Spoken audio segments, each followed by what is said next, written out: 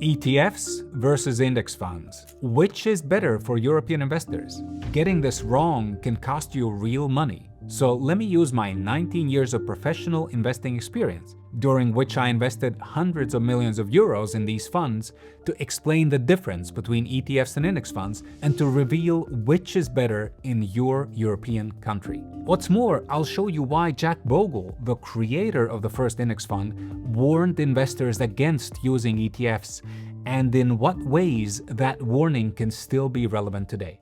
Alright, so if you just want the country-by-country breakdown, use the timestamps. But if you're new to this topic, let's start with a few important details that many investors misunderstand. First, what's an index? Well, as a 90s kid growing up in Eastern Europe, I would hear on the evening news that the Dow Jones Stock Index went up or down for the day. But to me, that was just an abstract piece of information. Years later, when I got my first job on Wall Street, I learned that the stock market is made up of thousands of different stocks, representing different companies. On any given day, some stocks go up a lot, some stocks crash, but most stocks just kind of shuffle up or down a little bit. So if you want to understand how the overall market is doing, you can't do so by looking at individual stocks. The data is too messy. Instead, you look at the market index. It's a single number that represents the average level of the entire market. For example, the S&P 500 is an index of the 500 biggest American stocks, the biggest American companies. And right now, as I film this, the value of the S&P 500 index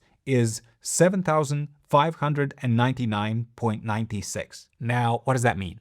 Well, that's just a number. By itself, it doesn't mean anything. What matters is how this number changes over time. So if I look at the 1-month results, I see that this number has increased by 5.5%.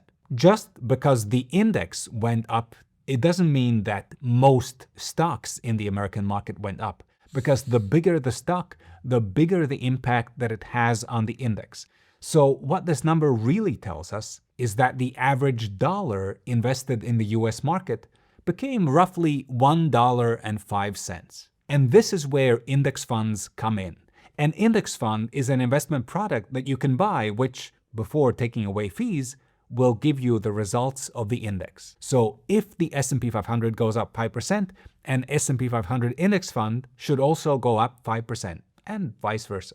Now, I've done many videos about why index funds are a great idea for regular people. The short version is you are well diversified, which means you're investing in hundreds of different stocks and that spreads out the risk. Index funds are very low cost, so that leaves more money in your account. And index funds have a great track record. They outperform most stock pickers and active investors. But the thing is, there are actually two different kinds of index funds. There are index mutual funds, which is the first type of index fund originally created by Jack Bogle 50 years ago. And then there are exchange-traded funds, or ETFs, first created in the 90s. Now, at the big picture level, the difference between ETFs and index mutual funds is largely cosmetic, but the user experience is quite different. For example, let's assume you want to invest in the S&P 500. Now, when you buy an S&P 500 index mutual fund, your money will go directly to the fund itself. And when it receives the money, the fund manager will assign you shares in the fund.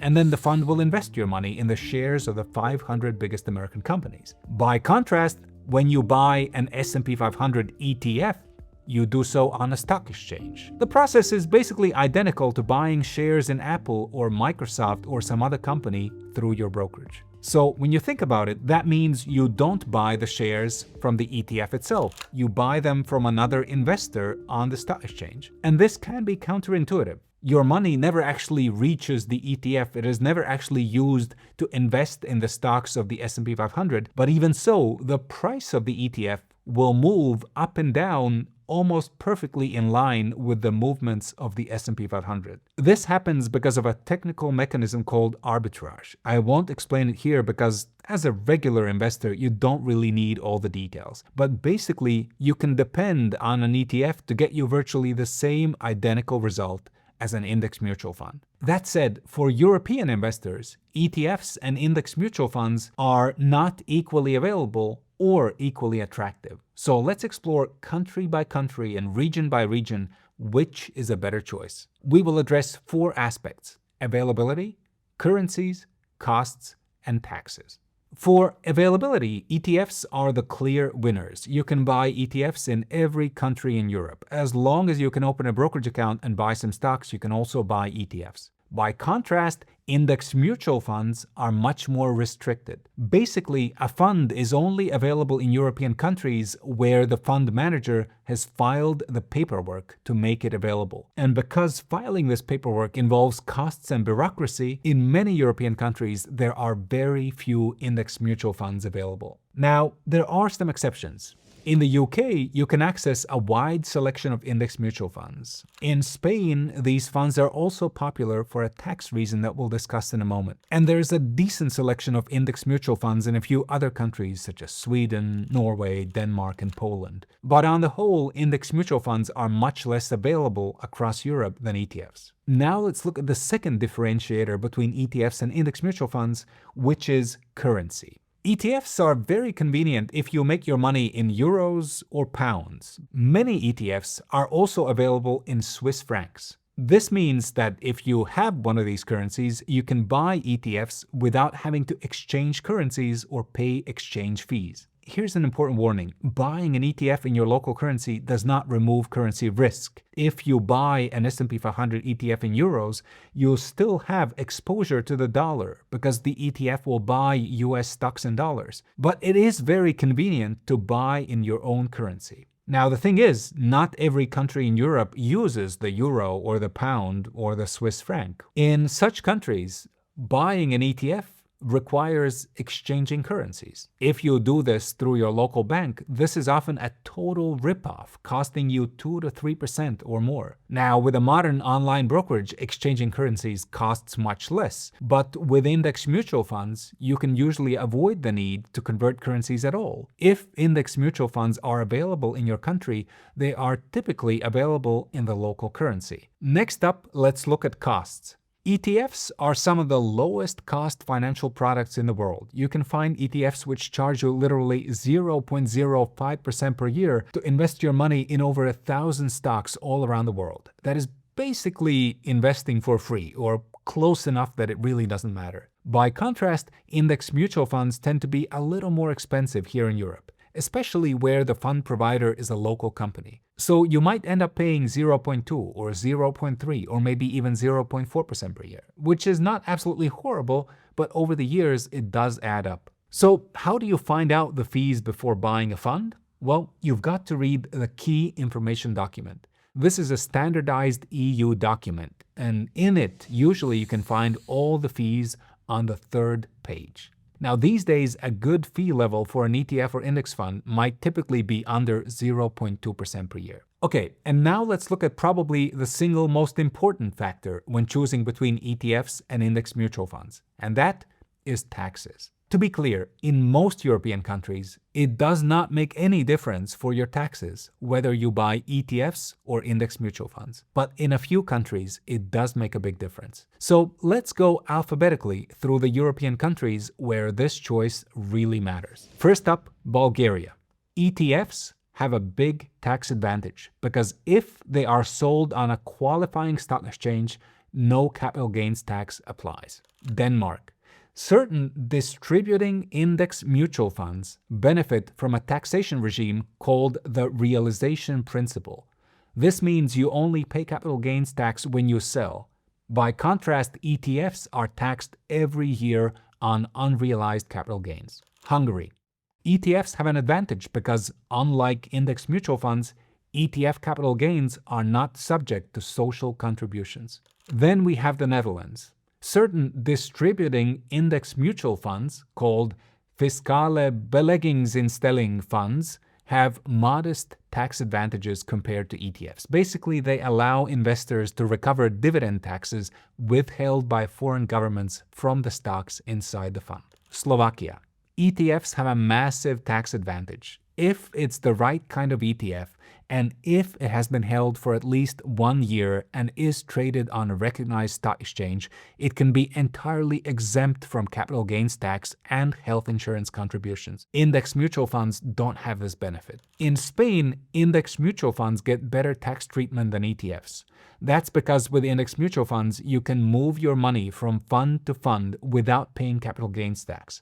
And this is not possible with ETFs. And that's it. In other EU countries, as well as Iceland and Norway and Switzerland and the UK, ETFs and index mutual funds are taxed basically the same. Now, there is one more mystery that I need to explain. Why did Jack Bogle, the creator of index funds, warn investors against using ETFs? But before I do that, let me make an important point.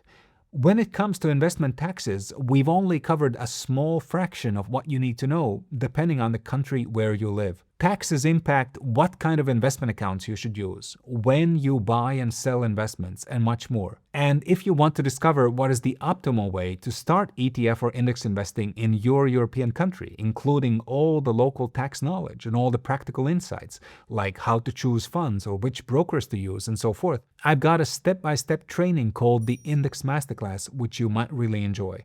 Click the link in the description to find out more. Okay, but why was Jack Bogle skeptical of ETFs? Is there some kind of hidden danger that we're not aware of? If I have a little bias against the ETF, it's because you may say and believe that when trouble comes, you will not get out in the middle of the day. The middle of the day, I mean, come on. Market went down 300 points in the middle of the day, you got out, and it went up 300 points at the second half of the day. I mean, a lot of bouncing around is meaningless. But in the long run, that's a nuance, no difference whatsoever. What Mr. Bogle didn't like is that ETFs are traded on the stock exchange all day long. If you like, you can buy and sell them many times a day. And that means it's easy to use ETFs for speculation, for trading, as opposed to responsible long-term investing. But the good news is, this doesn't mean you have to use ETFs for speculation. If you simply log into your brokerage once a month and buy an ETF, it's a perfectly fine long-term investment. But there is another hidden danger that I've seen trap many beginning investors. You see, the most reliable kind of ETFs, the kind of funds that get the best results over the long term, tend to be low-cost, broad market funds. So these are seemingly boring, diversified funds that invest in hundreds of different stocks across different regions and sectors. You buy them and you hold them for years. But today there are over 4,000 different ETFs available to European investors, and many of them are not these boring, diversified funds. Instead, fund providers are busy creating exotic or speculative ETFs which are mostly suitable for financial gambling, like leveraged ETFs, which go up double or 3 times as much as the market and also fall more than the market, or inverse ETFs, which go up when the market goes down and vice versa. By contrast, index mutual funds tend to be more conservative. You can only buy or sell them once a day, and there's less temptation for fund providers to create all these exotic products. That said, if you know what you're doing when it comes to ETFs, they are just as safe and reliable as index mutual funds. Now, if you live in Europe and want to discover how to start ETF investing, I suggest you watch this video next, where I'm going to walk you through the best way to do so that I know.